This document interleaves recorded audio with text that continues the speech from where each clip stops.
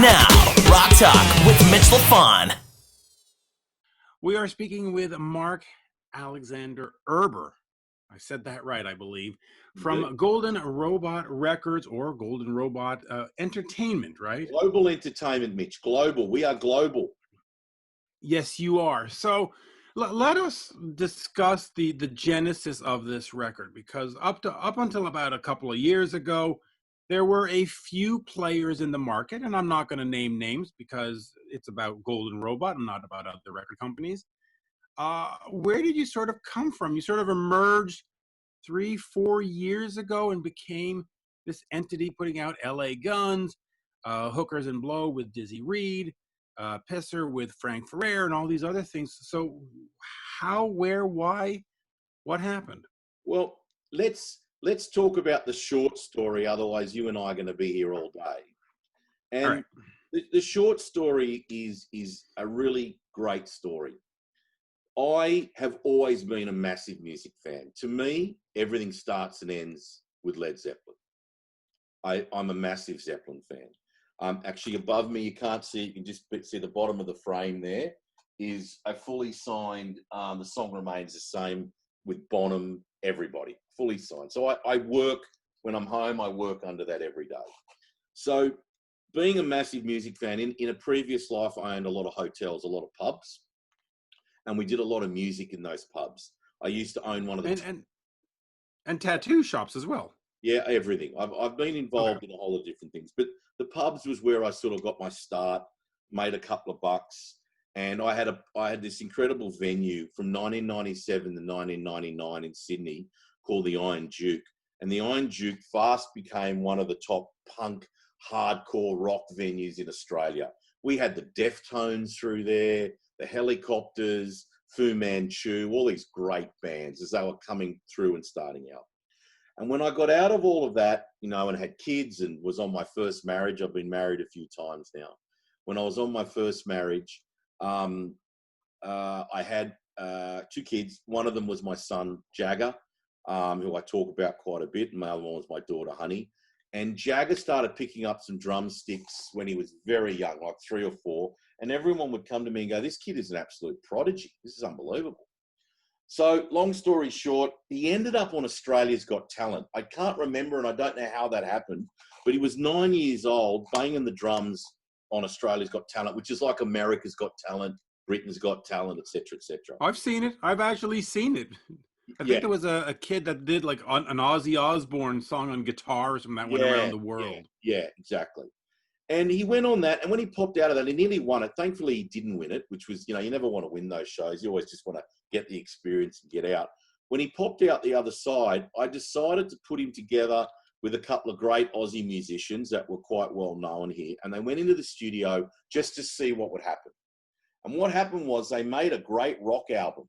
They called the band Moon, and the album was called The Orbiter. And when I had that album, I shopped it around to a whole lot of different players in Los Angeles and Sydney and you name it. Nobody gave a shit about rock and roll. They had no interest. This was in about 2015.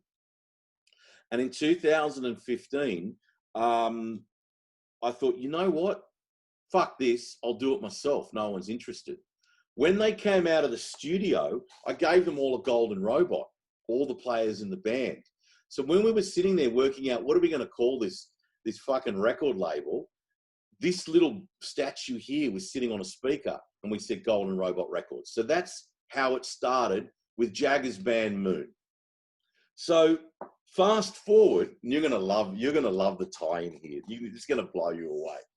So fast forward, I started thinking, well, hang on, I like this. I love rock and roll. I got okay distribution. I got a couple of people working with me, and I started chasing down Aussie bands that had a bit of a name for themselves that weren't sort of around anymore. And I signed Rose Tattoo. I signed Steve Gilby from The Church for a solo album. I signed the Super Jesus, the Choir Boys, My Sex, all these great Aussie bands from the 90s. And I started getting on a bit of a roll. Then I was introduced to an incredible guy by the name of Derek Schulman. And Derek was the ex-president of Roadrunner. He'd discovered Slipknot, Nickelback, and Pantera, you name it. He found those guys, and he was A&R for Polygram, and he was a bit of a legend in the scene. So him and I started in about 2016 to about 2019, completely redoing the company. Guess who introduced Derek to me? John Bon Jovi, perhaps? Well, no, even better. Tracy Guns. Oh, there you go. Okay. Right? That's very cool. Yeah, so Tracy introduced me to Derek, so I'll always thank Tracy for that. Even though he's suing us, I'll still thank him for us. Yes. So, yeah. So Derek and I had a plan, and he said to me in the very beginning, he said, "Have you got enough money for this?" I said, "Well, I hope so. I think so." He said, "Are you prepared to work 16 hours a day, 7 days a week?" I said, "Absolutely." And he said to me, being two Jewish guys, he said to me, "Are you a Meshuggah? I mean, are you crazy?" And I went, "Yep, I am." He said, "Well, you've got everything you need. Let's go." So we started signing bands, the King's X's and the Gilby Clarkes and all these great bands with names. And at the same time, I started signing the middle range bands that could be the next big thing, and then the young bands. And then Derek and I sort of did about 3 years together, and then he went his way in about 2019. And I then kept moving forward. And in the time of Derek, we redid our PR. So we've got PR people all around the world now, in the UK, Germany, Japan, started building alliances with other labels. I split the labels up into 8 labels. I bought into Die Laughing Records in California, which is one of the top Cali punk labels. I think they've got Wank and Fang and Screaming Bloody Marys. It's run by a great guy called Dave Dalton. He's got a great team, Rob and Gillian, around him. Then I bought out Social Family Records, which is the top country label in Australia, run by Nadia Drayton, who's a legend in the scene. And then added my own labels, Riot Records, Crusader Records, concentrated on Golden Robot. And here we are today with, 250, 260 bands, some of the best distribution in the world through majors, PR and marketing teams everywhere, and just loving it. And I think that it works because we approach it with a no bullshit, transparent attitude. If we fuck something up, we fix it. If we do something well, we celebrate it. I'm very happy with the runs on the board that we've had so far. Look, it hasn't worked with everybody, and that's life. That's rock and roll. As I say to my guys, we're not saving children's lives here. We're just putting music out. So let's take it serious to a point and do a good job with it. And that's where we are. So 2020, we're in a very strong position with some great releases, as you said at the top, the LA Guns and Gilby Clarke and Vanilla Fudge. I've just signed a very, very big band that we're announcing in the next couple of weeks. And, I've got 3 hook-ins to Guns N' Roses with Dizzy, Frank, and Gilby, and hopefully announcing a 4th very shortly. And some great up-and-coming bands from the punk scene, from the rock scene. We've got bands in Canada, America, Europe, blah, blah, blah, blah, blah. So, mate, we're kicking ass and, taking names. I'm very proud and honoured to be in this position.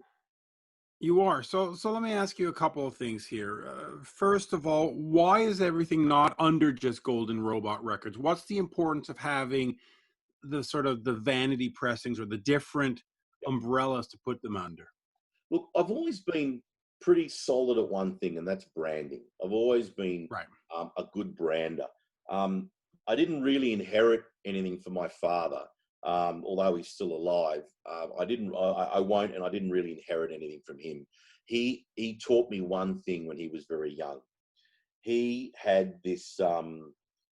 He's actually a handbag manufacturer, funnily enough, and he had this sign, this massive poster in his office. His name was George Erber, and he had this big poster, and it had him with hand like on steps, right on these steps going up, and it had him with these beautiful, beautiful, gorgeous models around him sitting there, and these handbags.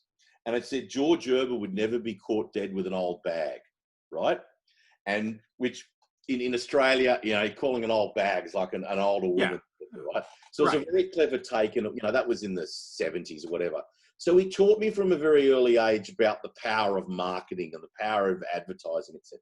So that was my inheritance from my father. Everything else I've had to do on my own. And I learned early branding is everything. So when we went out to brand Golden Robot, this logo that you can see on my chest here, or the Golden Robot, was very important because, like McDonald's doesn't say McDonald's anymore, you just see the golden arches, et cetera, or Ralph's, you just see the R or whatever. So when I split the labels up, in the early days, it was all on the Golden Robot. And I like that because if you look at what Interscope did in the early days, they had on the same label 9 Inch Nails and Enrique Suave. So he had the two such different genres of music. But I decided that I liked the idea of co-branding, also because I was buying labels that had their own entity. And I'm continuing to buy, and I'm talking to 2 labels at the moment to go under our umbrella.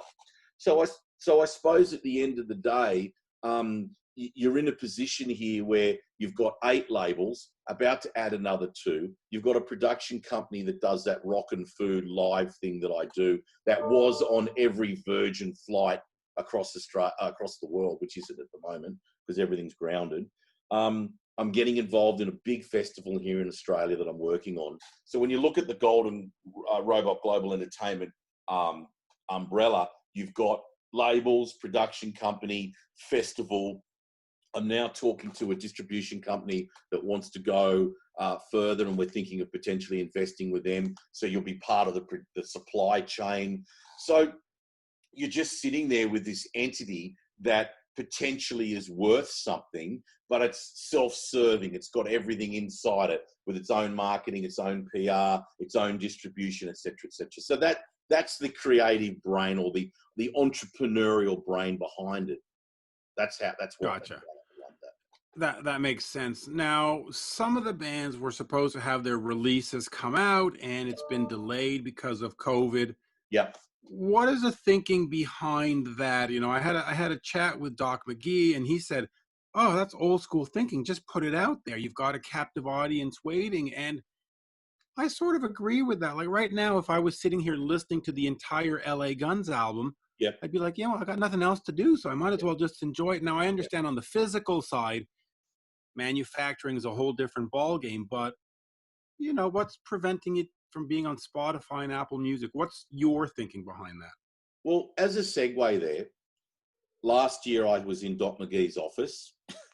I don't know if you've ever been in his office, but he's got a jar. Nope. With $1 million in it, shredded, right? It's awesome, right? He's got $1 million there in a jar. Then on the other side, he's got this huge, I think it's a swordfish. We talked for so long. I was going in there for a 40-minute meeting. This meeting went for 3 hours. I reckon I could have been there for 6 hours. It wrecked the meeting afterwards, and the guy still won't talk to me because I stood him up. He was an agent in LA. He is so fascinating. But you know what was unreal about it was because, you know, Doc's the best storyteller ever. But I had Derek with me, and both of them were involved in the early days of Bon Jovi.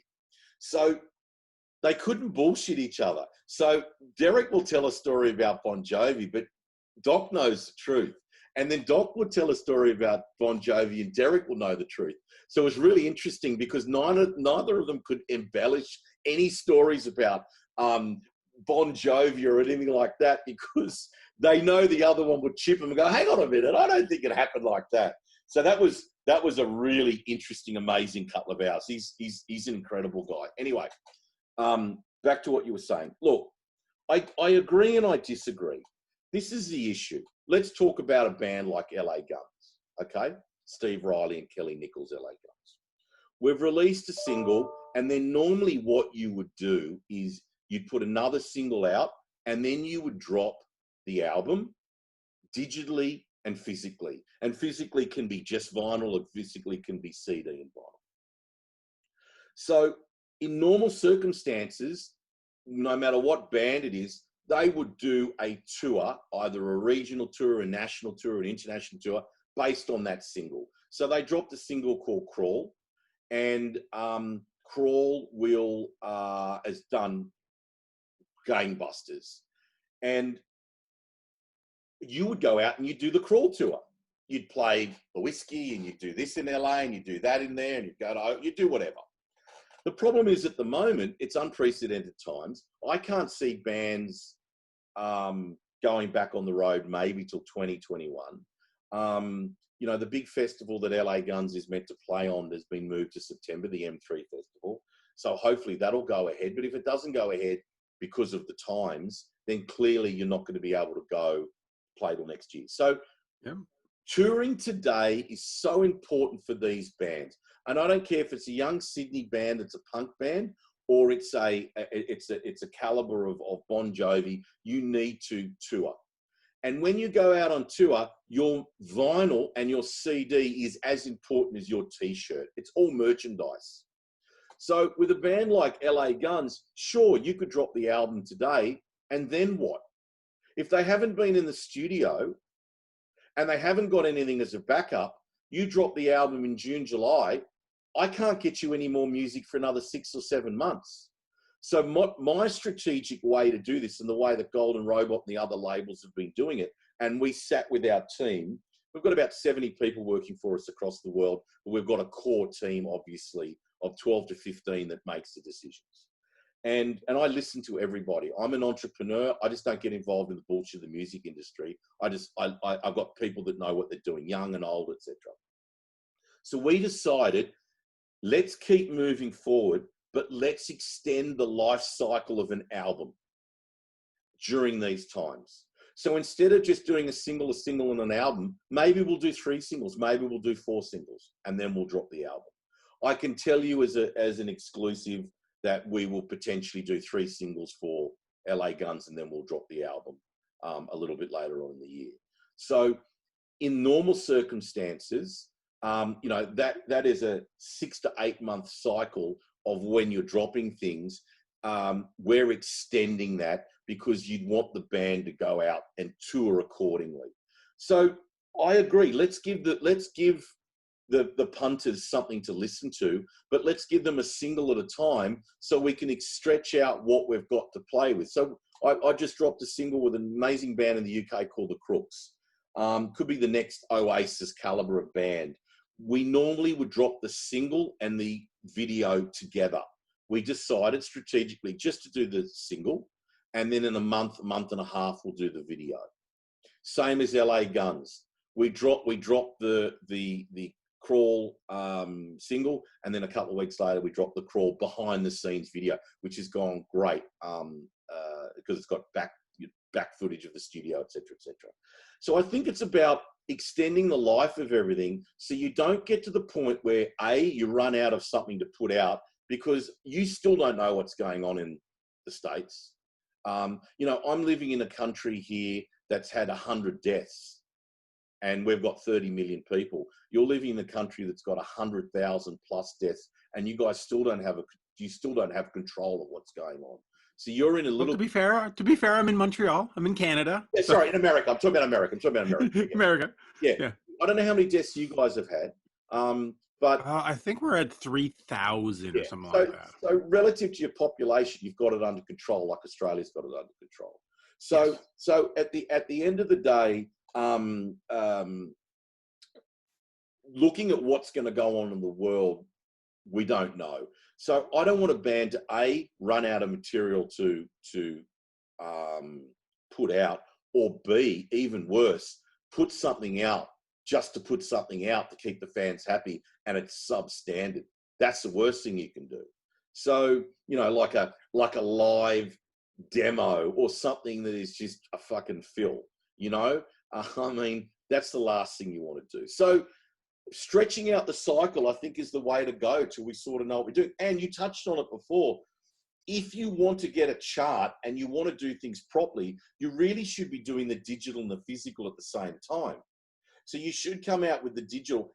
I used to like putting out a digital album and then following it up as another bite of the cherry, dropping the physical album a couple of months later, so people go back to it. But at the moment, if you want to chart, you've got to do them together. So with a band like LA Guns, yeah, we will do it together, but you're going to need 3 to 4 to 5 months lead time, because we get everything manufactured in Germany. They close down in August as it is for summer, and so you can't get nothing out of them. Most of the big plants we're using anyway, that the majors are using, aren't shipping and haven't been working. So it's a very difficult situation at the moment.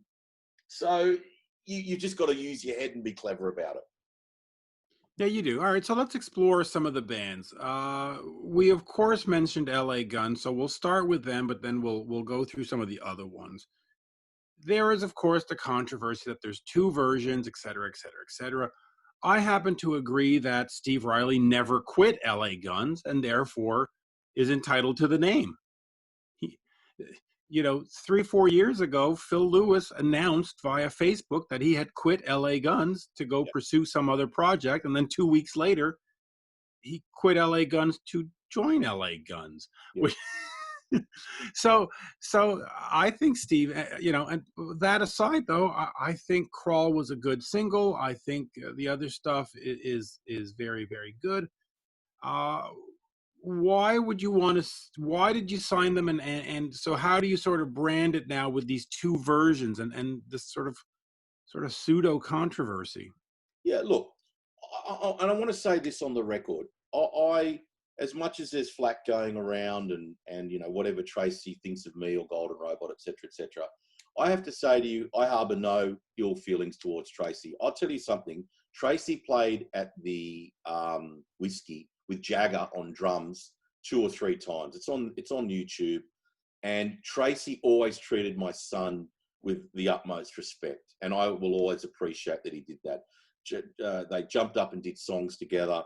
When LA Guns, Tracy's and Phil's version toured Australia, the kids, Jagger's band, actually supported them nationally.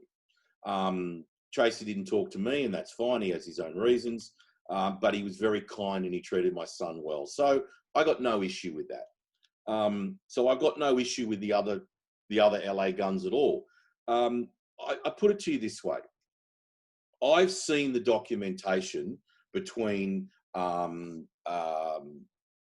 what Tracy owns and what Steve Riley owns. I've seen it. They both own the trade name. They both own the trademark. They have for 100 years.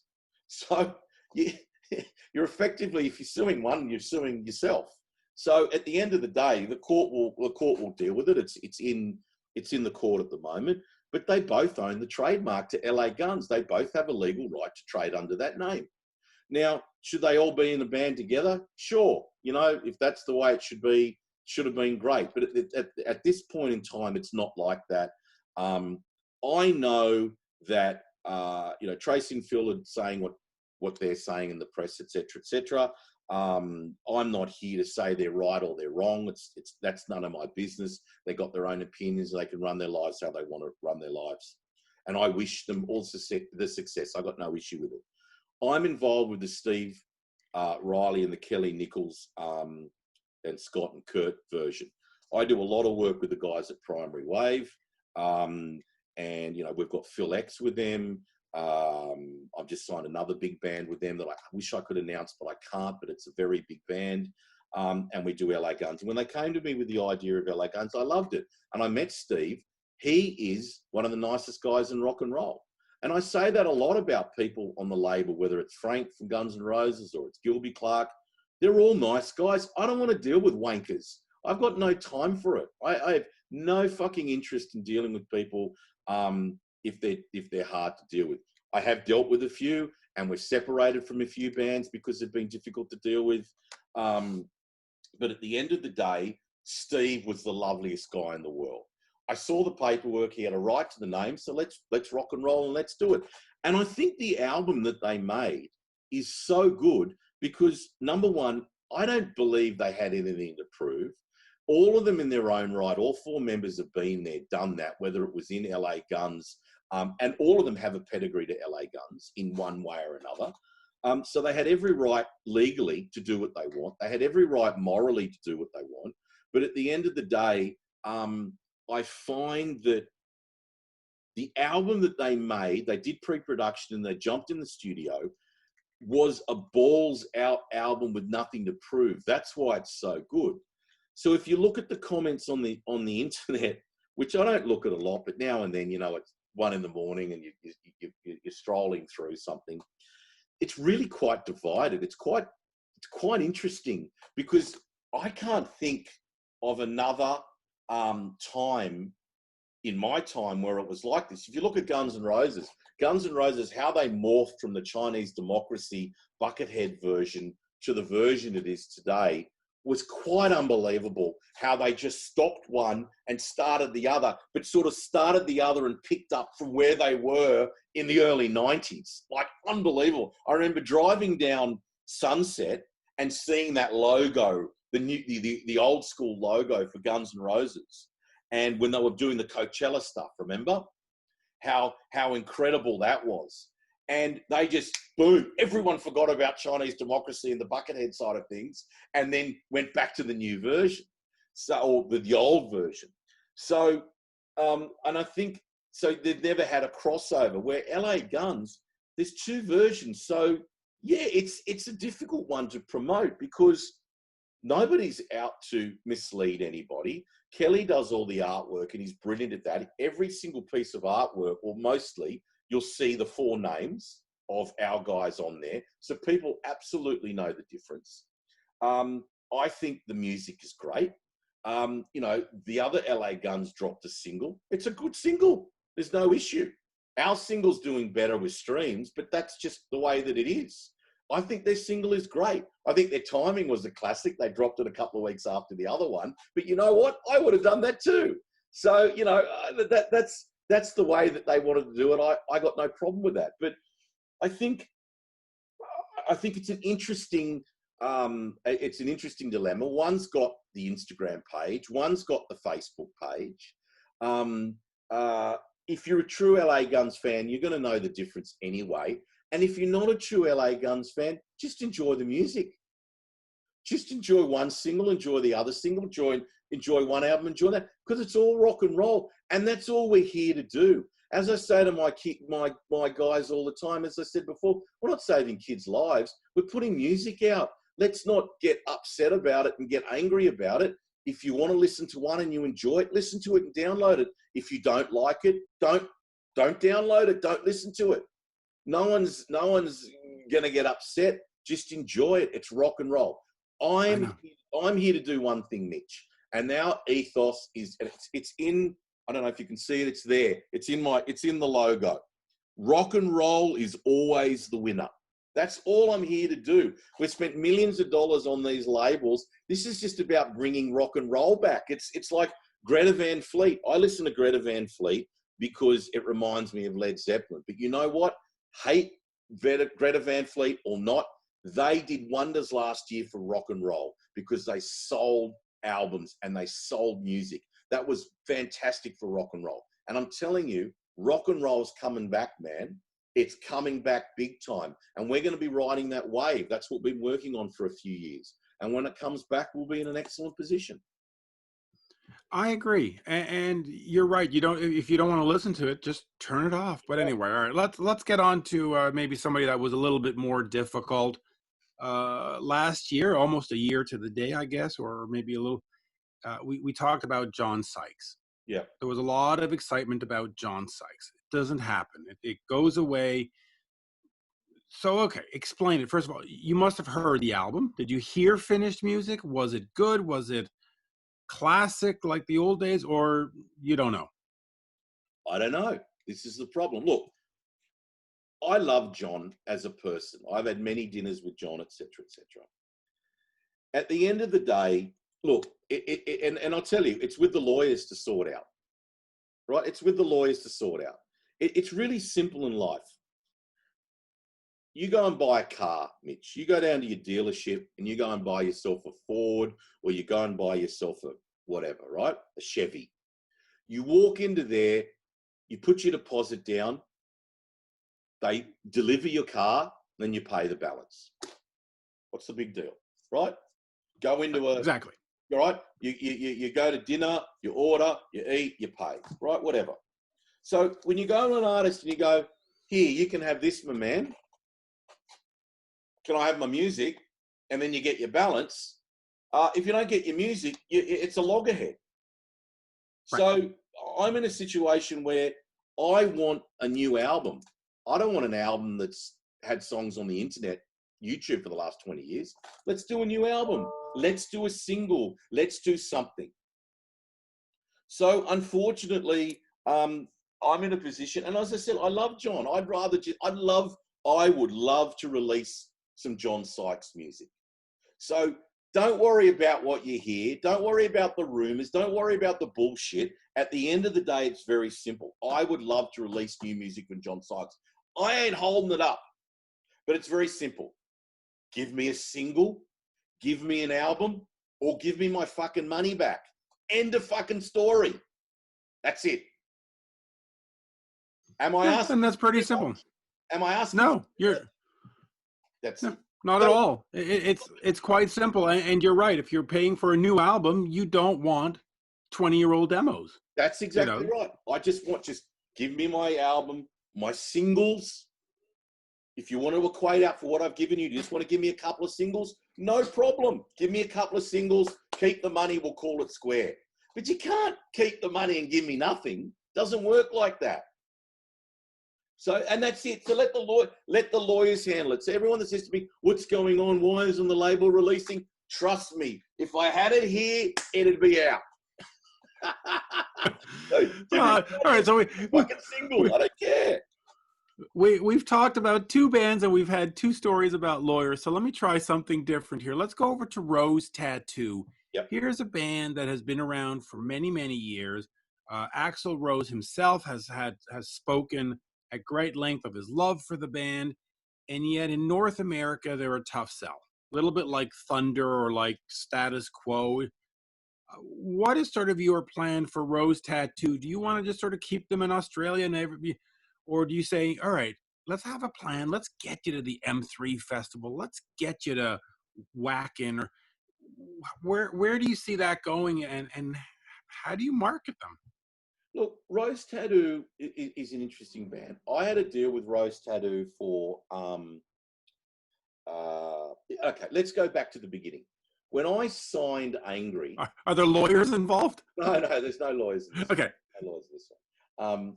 You got to remember, lawyers and artists sometimes come hand in hand. Look, when I signed Rose Tattoo in the very early days of Golden Robot, Angry was gone. He was gone. He was selling up and he was moving up the coast in New South Wales, here in Sydney, and he was retiring. And I basically said, look, let's put a ribbon around this and let's get the legacy done properly. So they came back and we did a Live in Brunswick album, which was an album that had never been released. This guy has got on hard drive some of the most incredible recordings ever that still haven't been released. So we put that album out. Now, the problem was when Angry wanted to tour it, he wanted to tour it under Angry Anderson Sings the Songs of Rose Tattoo, because he's very, very loyal. And one of the original drummers, Paul DeMarco, is in jail at the moment, and he's been in jail for a while. And Angry was hesitant to go out without him, and I really respect that. So at that point, Di was still in the band, and he had a couple of other players in the band. So he just felt guilty, I suppose, going out under the Rose Tattoo vibe if it wasn't the Rose Tattoo vibe. So we did a few concerts like that, and it wasn't the best scenario, but we still went ahead with it. Then we came out with Blood Brothers. So we did a remastered Blood Brothers. That was the last original album these guys did. And it went great. We put some extra tracks on it. And then Cleopatra in LA picked up a box set, and we did the box set in Australia and New Zealand. And then we did, I got a license to do Beats of a Single Drum, which actually had their biggest hit ever on it suddenly. So I've been involved with them with 4 albums. The last album they redid the first album. And that came out. We weren't involved in that one. That was done. Cleopatra did that one. And that's been about it. And then they had a big tour in America, and they were actually meant to be touring, I believe, with LA Guns over there, the other LA Guns. So that sort of cuts us out, if that makes sense. That sort of cuts us out. So that's fine. I love the boys. I'd do as much or as little for them going forward as possible. I think they're one of the greatest Australian hard rock bands of all time. I think, Angry is an absolute legend. I think Mark Evans is in the band, who was original AC/DC now. Di is a legend. Bob Evans, who was in some great bands here. But it's been quite an incredible ride with those guys. And look, I'm very proud of the 4 albums we did. What the future holds, I don't know. I mean, you got to remember, mate, Angry thinks 75 years old. I know. A lot of these guys, we're getting down to our last 5 or 10 years with these. All right, so let's get away from Angry. Let's go to Real Happy. Phil X of Phil X and the Drills. Yep. Canadian boy, which I like to mention all the time. And of course, a guitarist with Bon Jovi. Now, when he does the Phil X and the Drills, it is not a watered down Bon Jovi at all. It is very much its own thing, and it's very much a great own thing. Yeah. Obviously, the association to Bon Jovi is a reason why you would want to look and sign it. But what are some of the other reasons that you'd want to sign it? I mean, musically, what is he doing and what's next with Golden Robot and him, single-wise and album-wise? Yeah. There is a single about to come out, which will be announced shortly, which I'm very excited about. And then we're going to be releasing that volume 3 of the 3 set that he did with, all the different drummers and guitarists and bass players, et cetera, et cetera.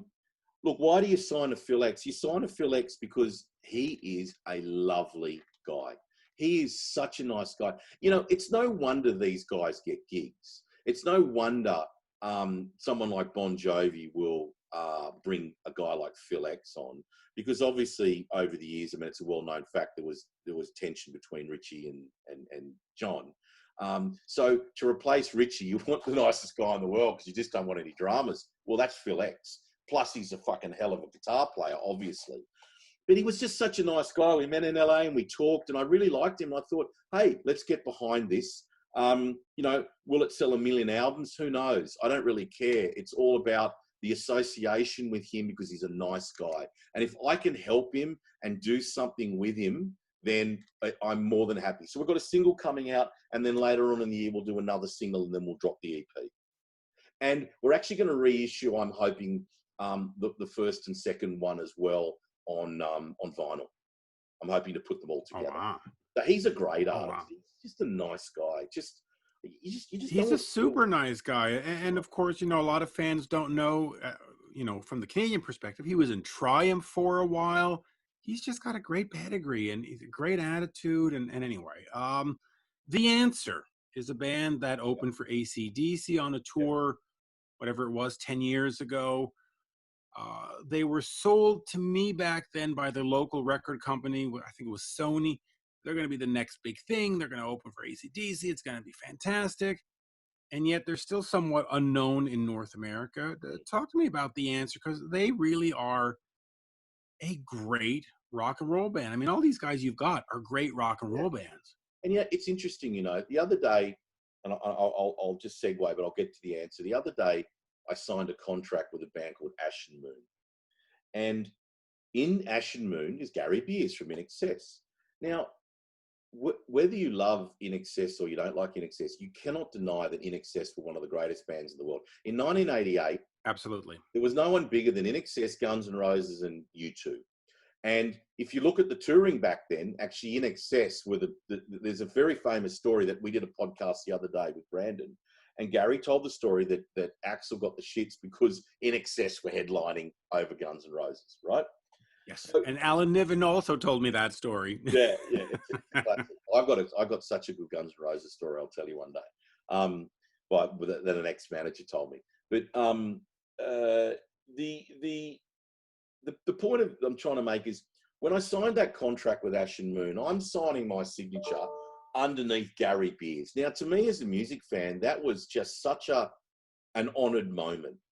that I'm in this honoured position to be able to sign him to my label.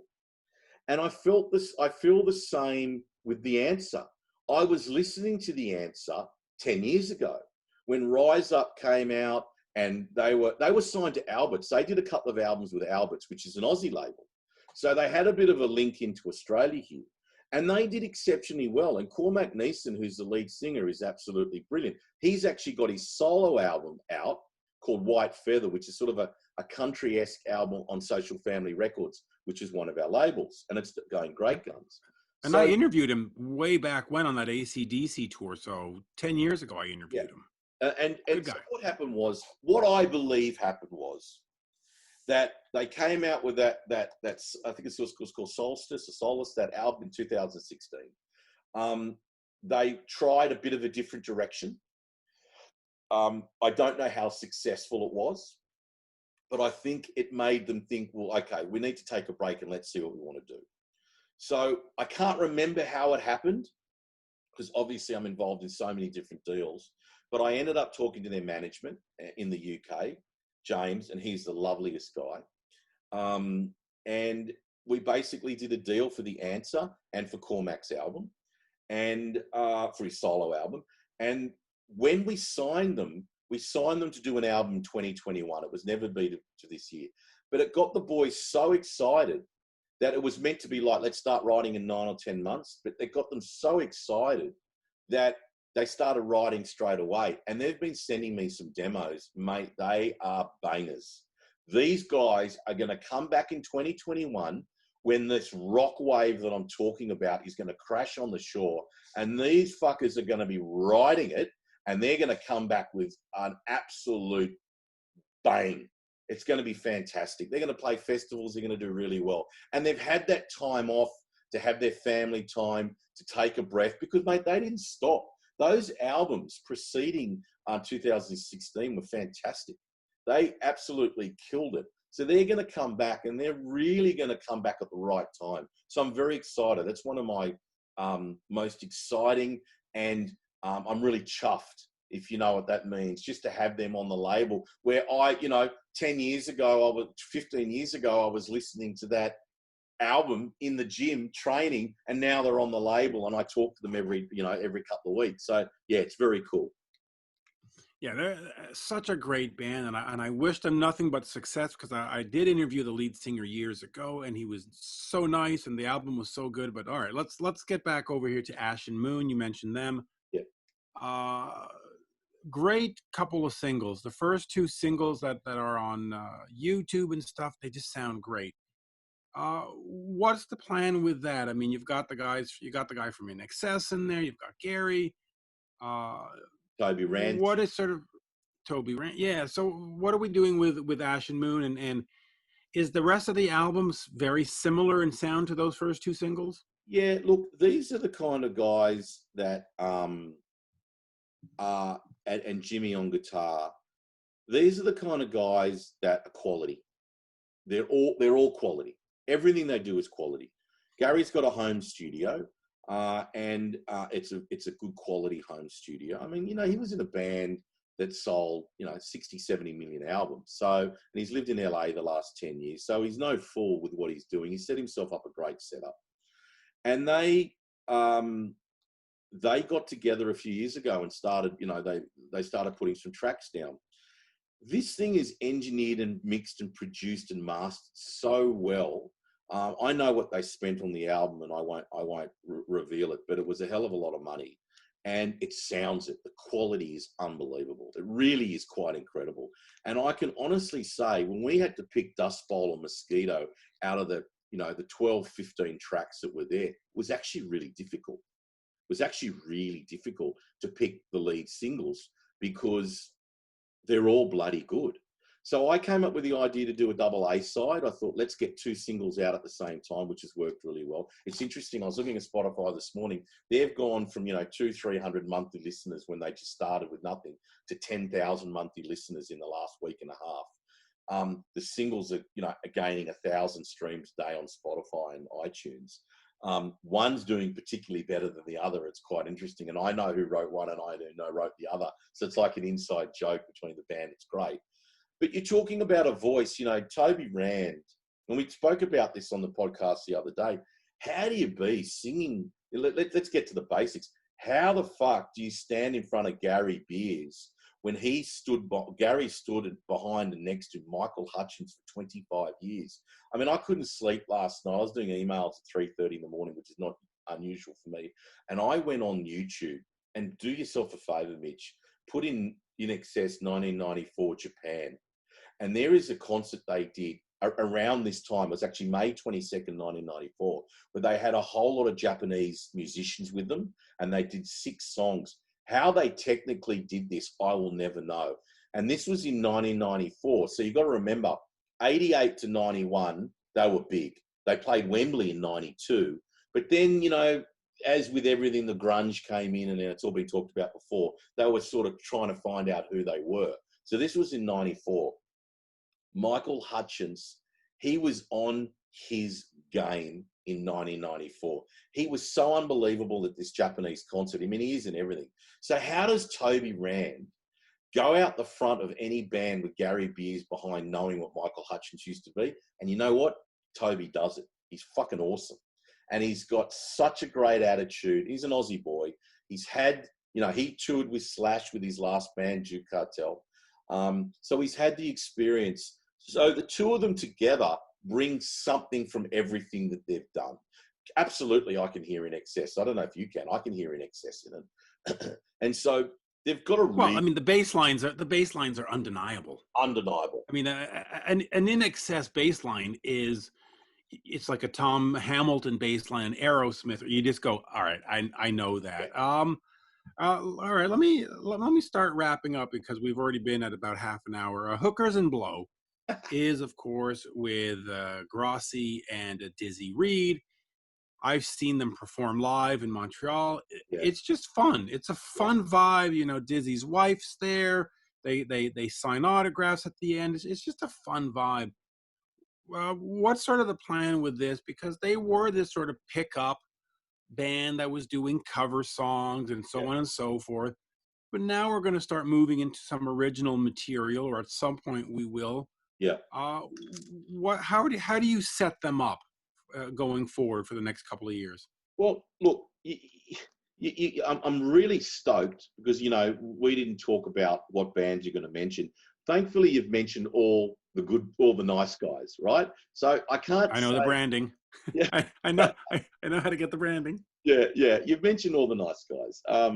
You know, by the way, I heard your interview the other day with Brandon Gibbs. There's another nice guy who deserves to be king of the world. He's such a great guy. But, you know, Dizzy Reed, I met Rose Tattoo, supported Guns N' Roses a few years ago. If people are watching this on the video, there's the actual backstage pass, right, from the Guns N' Roses. Wow, there you go. A working pass on top of that. So it's like a silver medal. There you go. So I met Dizzy there.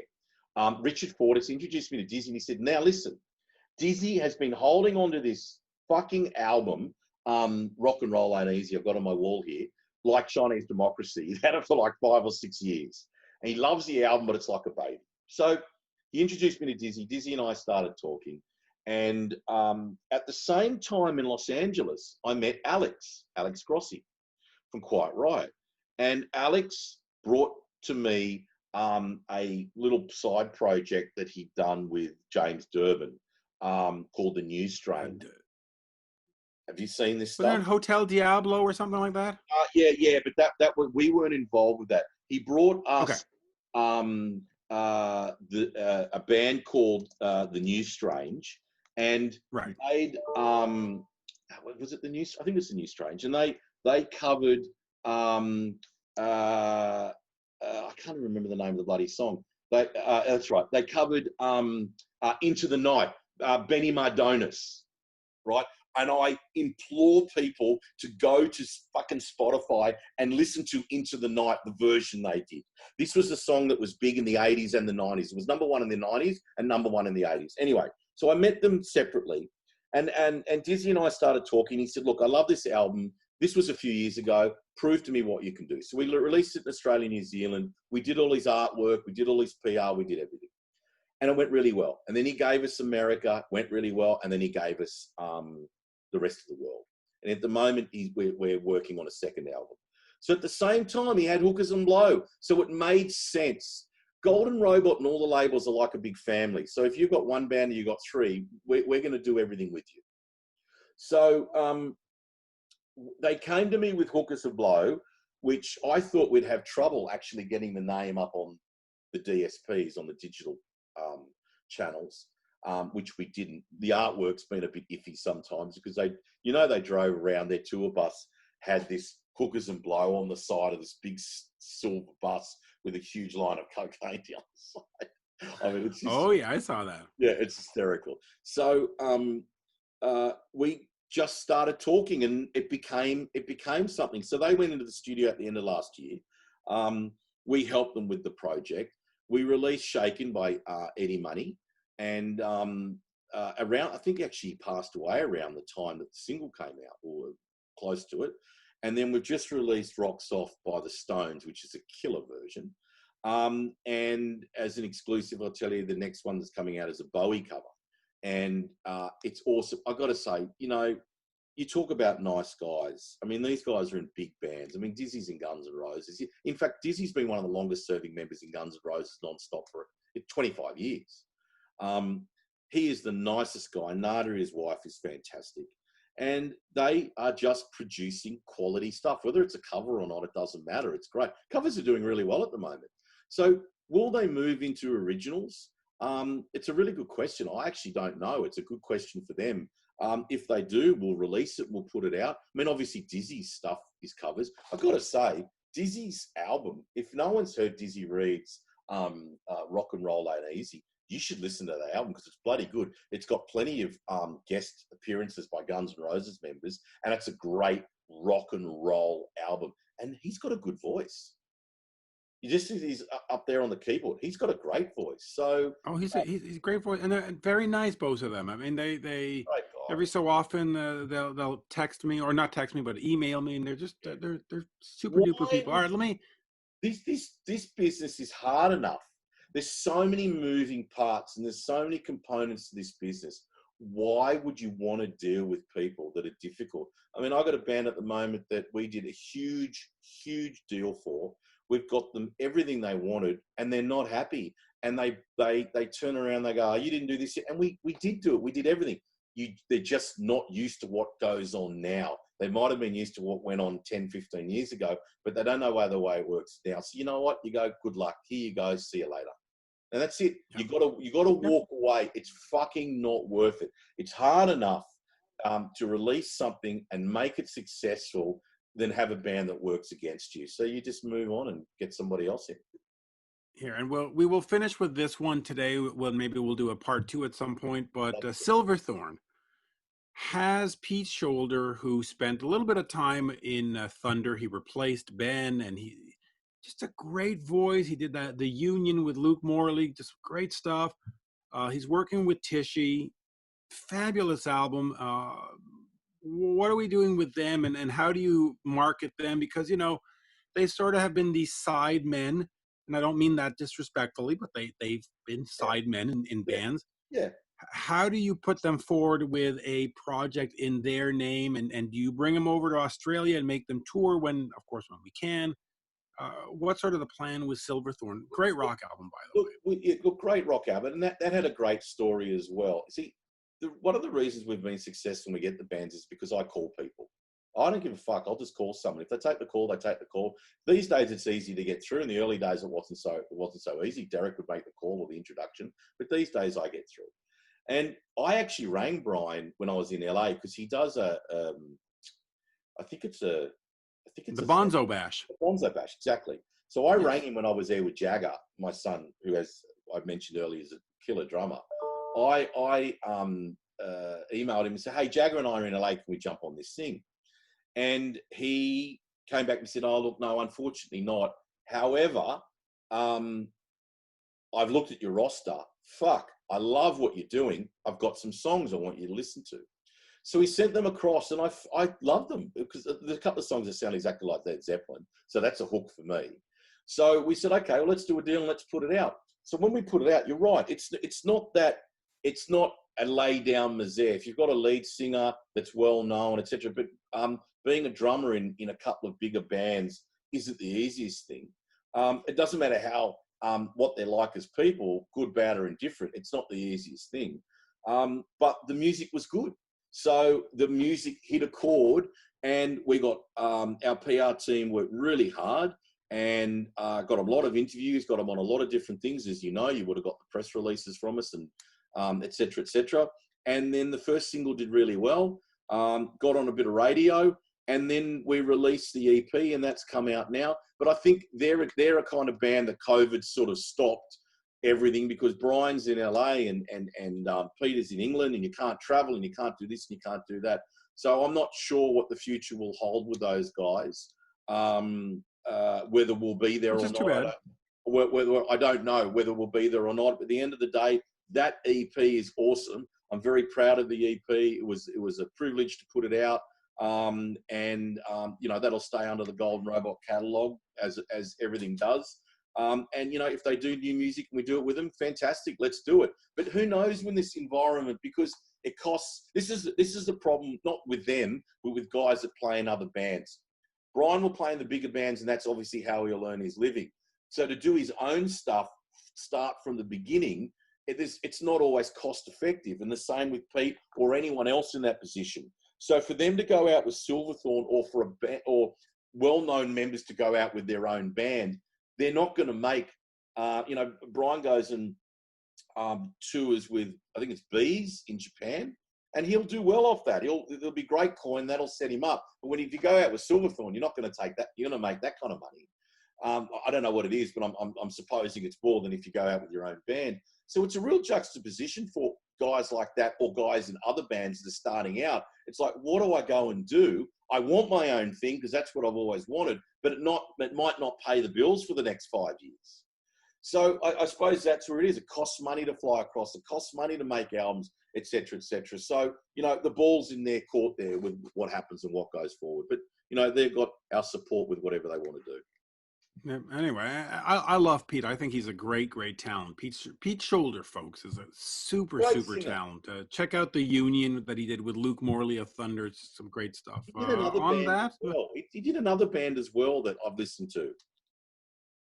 Yes, he did. I can't think of the name off the top of my head. Hold on, I should know this. He did the Union. There was something else. Yeah. It's got a yellow cover. Yeah. I can't remember it, but yeah, he did. Here, let's show everybody our typing skills here. Pete Shoulder. Yeah, I was just looking it up on Spotify. I can't remember. Man, I've got so many bands in my head, and you know what the thing is with us, Mitch? Yeah, I don't care if you're a young punk band from Canada or you're one of the biggest bands in the world. We treat everybody the same, everybody equally. I've got as much time for the little band, the big band, doesn't matter. So I've got so much going on in my head. Some of those details I can't quite remember. Yeah, and I should know it because I actually have the album in that pile of CDs back there. It's actually in that pile because I bought it not too long ago because I like to buy stuff. I'm a big fan of. What was the first CD you ever bought? Do you remember? I do. Well, listen, the first album I ever bought was Kiss Dynasty. Yeah. The first CD I ever bought when I switched over to the media was Aerosmith's Permanent Vacation because I was still buying cassettes and all that. And then that album came out and it was so good. And you know, CD players at the time, they were ridiculous. They were like $800. Yeah, and I was like, fuck. Yeah.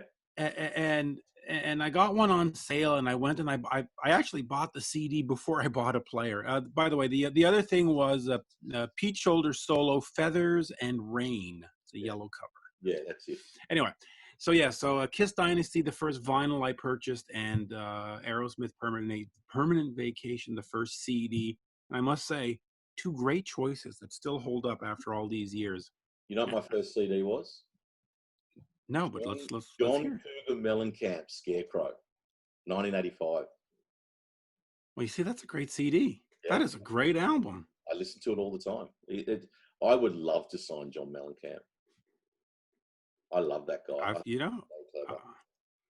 when I was doing concert photography, I got to shoot one of his shows years ago, and it was just so much fun because it was just one hit after another. I mean, this was in whatever it was, like 2007 or something. You know, the catalog's already established, Yeah, and he just starts, and you go, "Oh fuck, I know that one. Oh yeah, fuck, I know that one. yeah. Oh, I know that one." And it 3 hours later or 2 hours later, just going, "Yeah, I've known every one of those songs. Where'd he go?" You know who I felt that with? From one after the other, bang, bang, bang. Tom Petty. Yeah. Oh yeah. Unbelievable. There are just some bands. Even when I went to see In Excess with Gary and what was his name, JD Fortune. Fortune, Yeah. they came on, and it was just, you just go, "Oh yeah, okay, yeah, I know that one. I know." Some of these bands, man, they just have such a great catalog, and it's just a pleasure to hear them and go see them anyway. But thank you for what you do, because it is important for me to have these bands exist. I think LA Guns, uh, the Steve Riley version, deserves a shot. Giving a Little Caesar a shot is fantastic. Great band. I think the dog over here is getting a little bit. I don't know if you keep hearing the scratching back there, but anyway, Go for a walk. yeah. So yeah, well, it's 40 degrees Celsius today here, and when I close the door to record these things, it cuts off the air conditioning because it's in the other room. So it's getting. Uh, Bit it hot. is currently 37 degrees in this room. Jesus. So, so yeah, I need to move along. But thank you, sir. Always a pleasure. And let's do another one. Let's talk. We'll talk the label. We'll talk the thing. But maybe we'll also geek out on some of our favorite albums, because why not? Yeah, let's talk about our favorite albums and what music means to us and how it's changed our lives. Because that's mate, we're no heroes over here. We're no professors. We're just giving it a shot and doing the best we can and getting as much music out to the public as we can in the best possible way. Yeah, I've loved the Golden Robot releases so far. That Little Caesar one, 8, and the name escapes me suddenly. 8, 8. It was Right, called 8. 8. Yeah. It was great. Ron Young, what a And, legend. yeah, and if you listen to my interview with Ron recently, where we had Alan Niven and Ron talking together, Yeah, nice. it was great, because they they didn't give a fuck about anything. They were after not Tom Zutaut. They were after John Kolodner. They were just. It was a great little Well, while. come on Anyway, next. I'm thank you. going to tell you my Guns N' Roses story. We'll keep that for next time. Oh yeah, and we'll talk about that poster behind you and the diver down behind you too. Yeah, Thank done. you, sir. Merci. Okay, buddy. Thank you very much.